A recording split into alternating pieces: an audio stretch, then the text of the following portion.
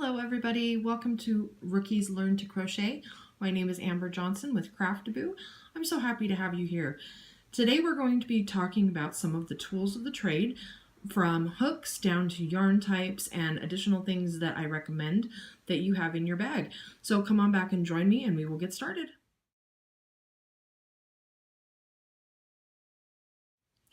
Okay, so here we go. We are going to talk about some of the basic tools of the trade today. We're going to go over yarn weights, how to read a yarn label, and what kinds of yarn I recommend for a beginner. And we're also going to go over hooks, the different kinds that they have, and some other things that I recommend that you have in your bag, like scissors, a case to keep everything organized, some stitch markers, measuring tape, yarn needles, those kinds of things. So I'm going to kick this off, and we're going to talk about the most obvious thing first. We're going to go over yarn.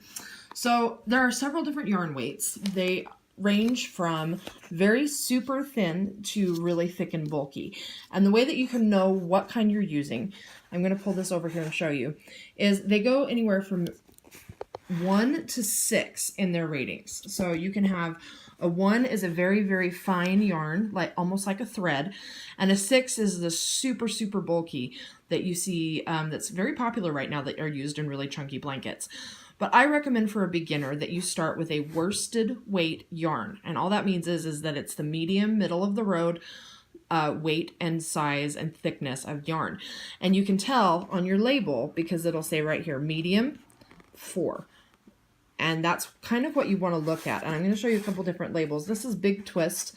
This is the brand that they sell at Joann's. This is their store brand. And then this is the one that I actually started with. This one is the Red Heart Super Saver. Now, this one is the one I recommend the most because it has the most variety of colors. It also is the most consistent in weight and texture. So I definitely recommend this one to start with. And this one, as you can see, it'll say on your label cherry red. And if you keep scrolling, it'll say medium 4. This is what you want to look for when you're looking at yarn weights, is the weight of the yarn. So that'll be a 4. So also the other thing I wanted to go over was you have different materials that they use in yarn. So this is an acrylic. This basically means that this is the most used acrylic yarn. This is 100% acrylic right here. Some of them have wool, some of them are cotton, some of them are polyester or other synthetic fabrics. But the acrylic yarn is the most widely used and what I recommend for beginners. The other one is the cotton yarn, and it'll kind of look like this. This is what I get at Walmart. This is Peaches and Cream. Lily is a good brand. And if you scroll onto their label, you turn it around here, and it says it's cotton right here. And on your label, it says 4 for a medium weight, just like that. And it'll also give you a gauge of what size needles or hook to use, but we'll go over gauge and what gauge is and how it's important in another video. But this is a cotton yarn, and this is what I recommend for things that you'll be using that are going to be absorbent. So like dishcloths and scrubbies and the Swiffer covers and things like that. If you want what you're making to absorb water, definitely go with a cotton yarn. There are different brands. They have some of them are really good brands at the Hobby Lobby and Michael's. They have their store brands. But all you're really going to want to look for is that it's 100% cotton, and look for the gauge of the medium 4. So this is what I recommend for beginners for yarn, for sure. So the next thing we're going to go over is hooks and all the different kinds of hooks there are. It's kind of confusing for a beginner because there's so many different things. It's kind of like birthday cake. Everybody has a different flavor of birthday cake that they enjoy using. Or, yeah, you use birthday cake. Enjoy using and tasting. Everybody has a different preference of what kinds of hooks. The most basic one, and what I started with, it was just an all aluminum hook, just like this. Now you can see that the head is kind of tapered out.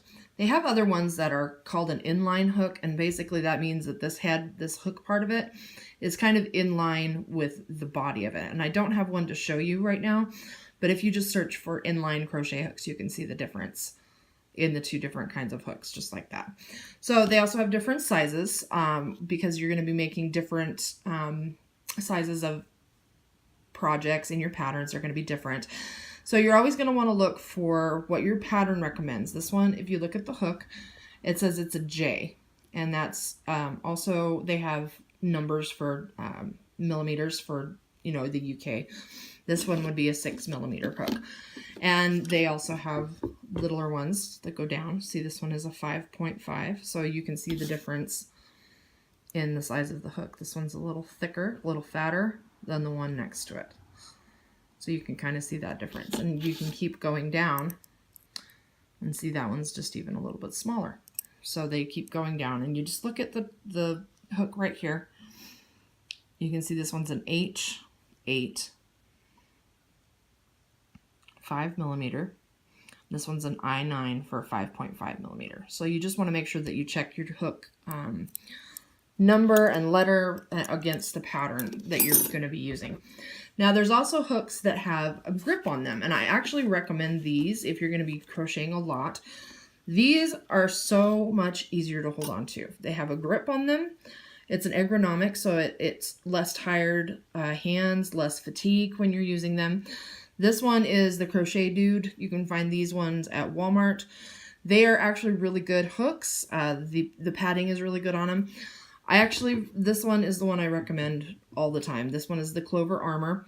Now, they're a little spendy, but it's definitely an investment if you are going to be crocheting a lot, because they have saved my hands so much fatigue and so much carpal tunnel. So definitely look into getting those. Those are some really good hooks, really good brand to invest in if you're going to be doing that.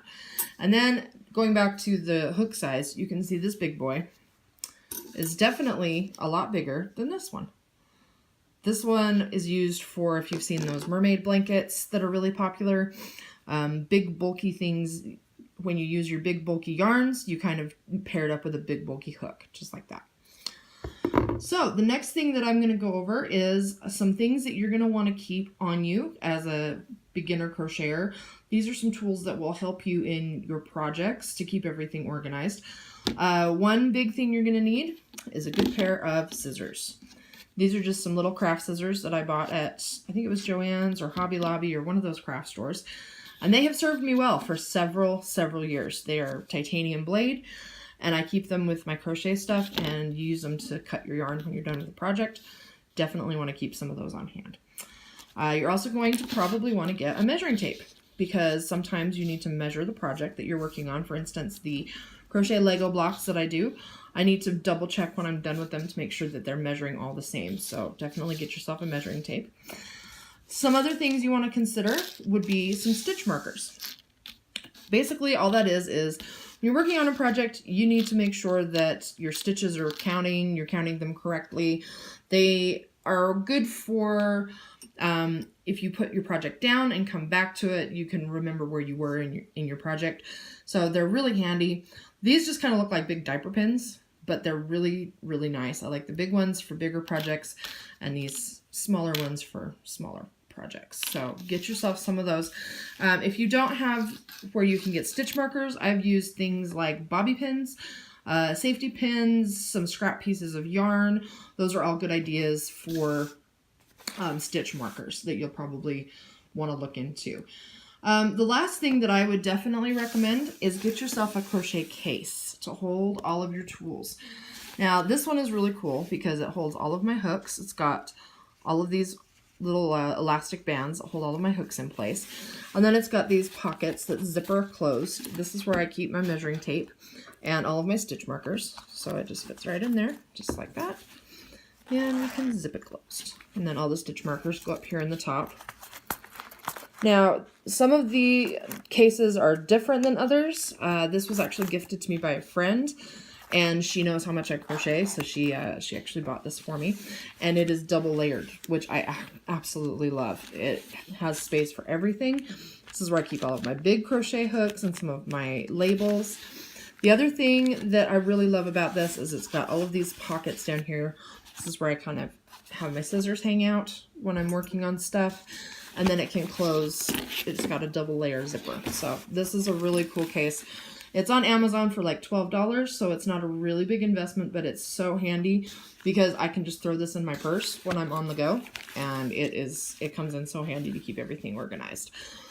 So the last thing that you'll probably want to get, it's a yarn needle. It's this big boy right here. It's got a really big eye on the needle so that you can make sure that your yarn fits through there. You use these at the end of a project to tuck in the tails so that they aren't flying around, and it secures the project. So you can get a couple different kinds. There's these littler ones with smaller eyes, and that can go for your cotton yarns that aren't quite so thick and bulky. And then the big one that I just showed you is handy for bigger, thicker yarns.